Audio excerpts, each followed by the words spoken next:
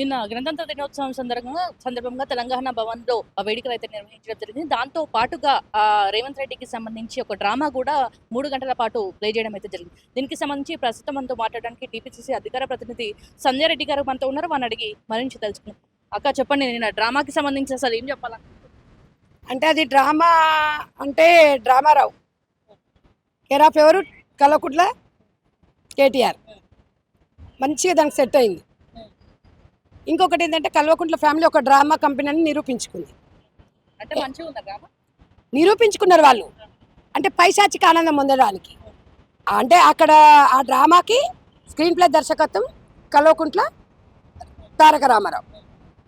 ఆ పేరు ఎవరు పెట్టినా డ్రామారావు అంటే డ్రామారావు లాగానే ఉంది. అదే డ్రామా నిజం ఎట్లయితుంది? అది నేను అనేది ఏంటంటే ఆ డ్రామాలో స్పీకర్ గారిని అవమానించినట్టుగా ఉంది, ప్రజల చేత ఎన్నుకోబడ్డ ఎమ్మెల్యేలను అవమానించినట్టుగా ఉంది, ప్రజల చేత ఎన్నుకోబడ్డ ఒక సీఎం గారు అంటే వాళ్ళ ఫొటోస్ పెట్టుకొని మాట్లాడి డెఫినెట్గా వాళ్ళని అవమానించినట్టుగా ఉంది.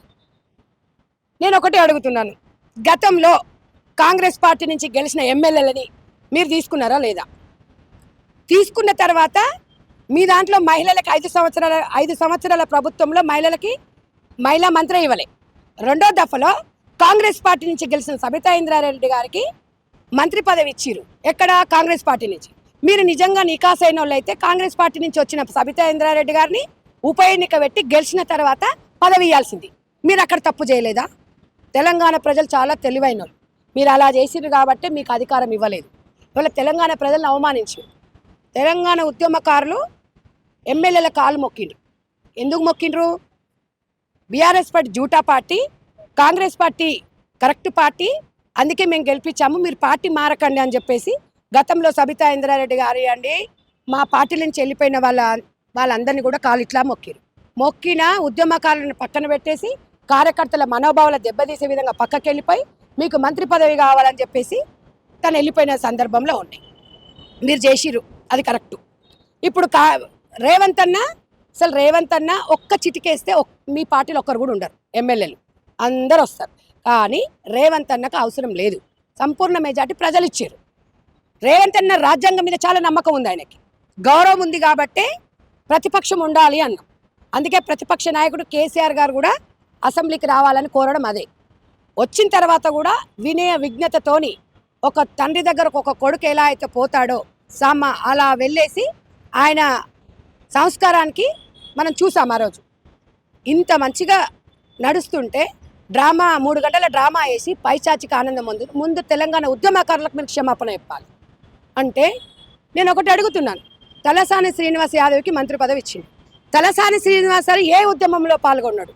ఎర్రబెల్లి దయాకర్ రావు ఏ ఉద్యమంలో పాల్గొన్నాడు? మరి ఉద్యమకారులుగా ఉన్న కోదండరాం సార్ని మీరు ఎక్కడ పక్కన పెట్టిరా పెట్టలేదా?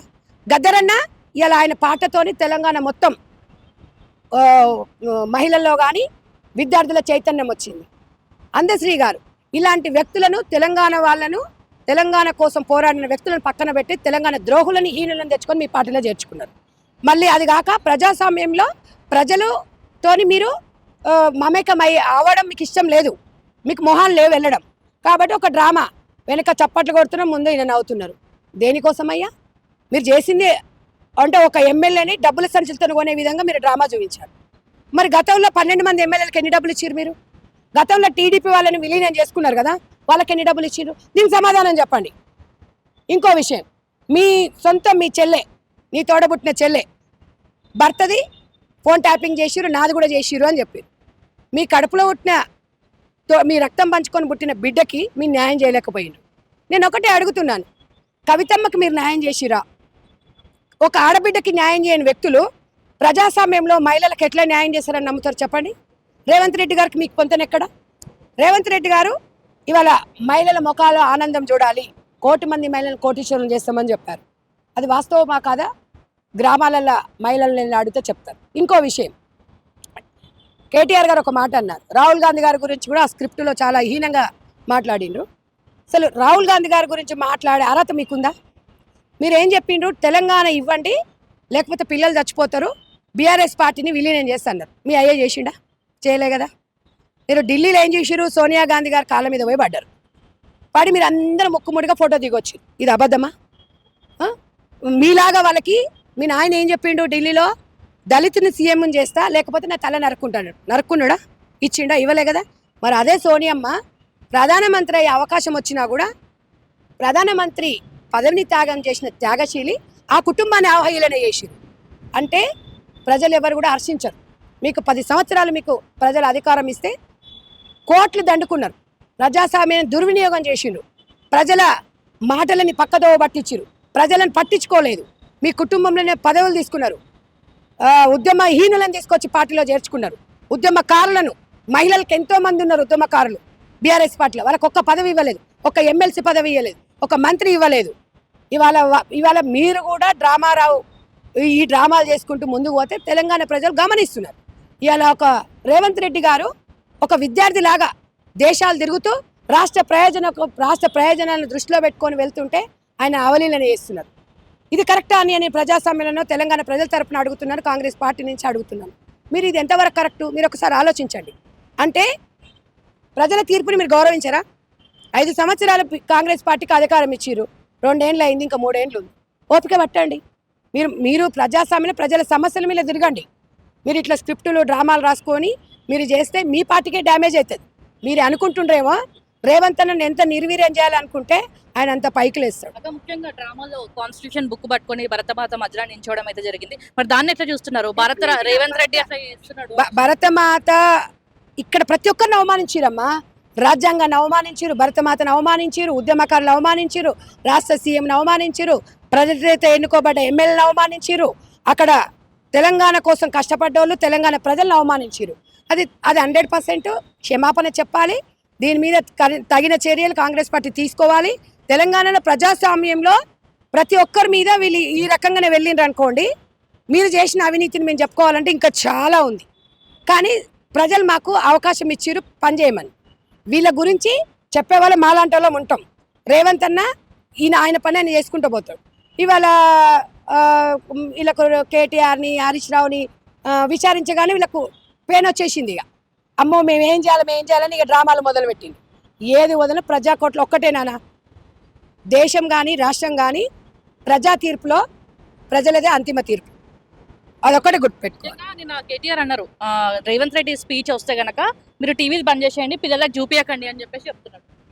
ఏందమ్మా ఏమన్నారు? రేవంత్ రెడ్డి స్పీచ్ వస్తే పిల్లలకు చూపియకండి, టీవీలు బంద్ చేసి పెట్టుకోండి అంటారు. రేవంత్ రెడ్డి గారి స్పీచ్ కాదు, నువ్వు మొన్న ఏం మాట్లాడినా ఒకసారి చూడు. నువ్వు మాట్లాడిన మాటలేంది, లొట్ట పీసులు, నువ్వు మాట్లాడిన భాష ఎట్లుందో ఒకసారి చూడండి. గతంలో మీరు మాట్లాడిన భాష ఎట్లుందో చూడండి.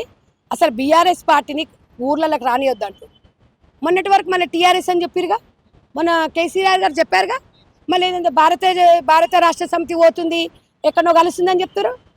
అన్నారా లేదా? మీడియా సాక్షిగా అన్నారా లేదా? మరి వాళ్ళ పార్టీల మీద వాళ్ళకే కరెక్ట్ లేనప్పుడు మరి ప్రజల్ని ఏం ఉద్ధరిస్తారు? వీళ్ళు ప్రజలకేం సేవ చేస్తారు?